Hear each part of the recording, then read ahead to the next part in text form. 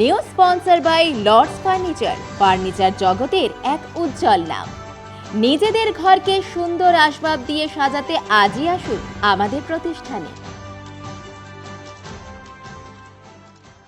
বাংলাদেশে হিন্দুদের উপর যে অত্যাচার চলছে সেটা অমানবিক। পাশাপাশি হিন্দু ধর্মগুরু চিন্ময় কৃষ্ণ প্রভুকে অন্যায়ভাবে মিথ্যা মামলায় গ্রেপ্তার করা হয়েছে। এর প্রতিবাদে জলপাইগুড়ি হিন্দু জাগরণ মঞ্চের পক্ষ থেকে আজ একটি মিছিল করে জেলা শাসকের দপ্তরে আন্দোলনকারীরা হাতে খোল করতাল নিয়ে নাম কীর্তন করতে করতে আসেন। এই মিছিলকে আটকাতে বিরাট পুলিশ বাহিনী মোতায়েন করা হয়েছিল জেলা শাসকের দপ্তরের সামনে। মিছিল পুলিশ আটকে দিলে আন্দোলনকারীরা জেলা শাসকের দপ্তরের সামনে রাস্তায় বসে বিভিন্ন স্লোগান ও শ্রীকৃষ্ণের নাম কীর্তন করতে শুরু করে।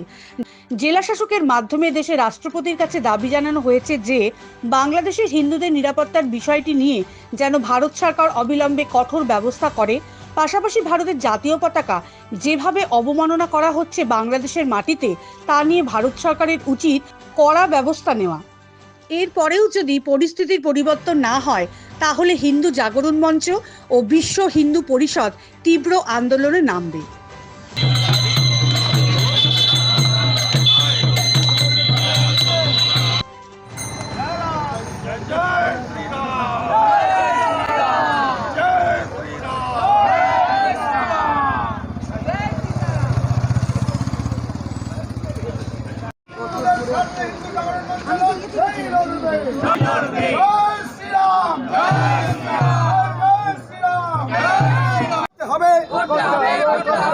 মা বোনেদের সম্মানহানি অবিলম্বে বন্ধ করতে হবে।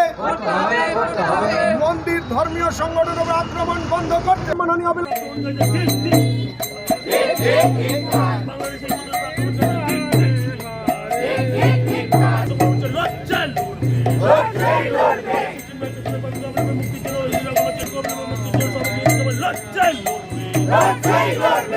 বাংলাদেশে বিগত বেশ কয়েক মাস ধরে হিন্দুদের উপর ক্রমাগত অত্যাচার চলছে।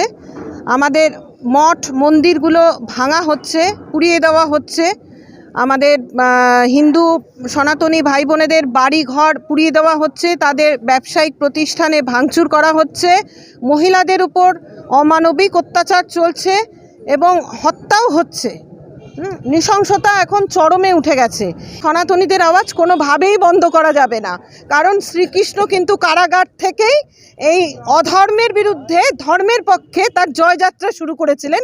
এটা আমাদেরকে মাথায় রাখতে হবে। এখন আমাদের হিন্দুদের, বাংলাদেশের হিন্দু মা বোন এবং যারা হিন্দু ধর্মাবলম্বী তাদের ওপর যেভাবে অন্যায় অত্যাচার হচ্ছে, আমাদের রাস্তায় বসা ছাড়া আর কোনো উপায় নেই।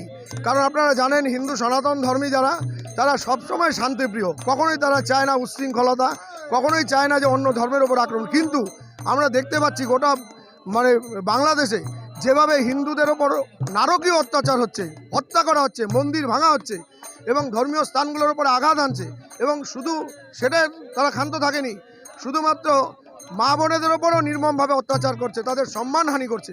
তো আমরা তীব্র নিন্দার জন্য আজকে পথে নেমেছি।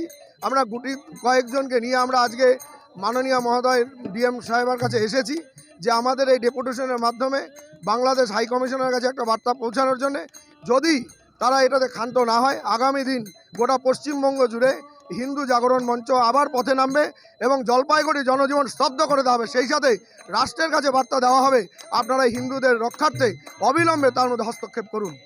জয়তু মা রূপময়ী শ্রী শ্রী মা তারা সিদ্ধেশ্বরী।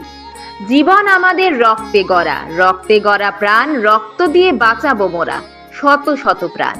জলপাইগুড়ি আদি গ্রুপের পরিচালনায় আগামী 27 ডিসেম্বর 2024 শুক্রবার এক রক্তদান শিবিরের আয়োজন করা হয়েছে। স্থান kids wing school, circular lane, Jalpaiguri. সকল ভক্ত এবং জলপাইগুড়ির জনসাধারণকে এই মহৎ কাজে অংশগ্রহণ করতে একান্তভাবে অনুরোধ করা হচ্ছে।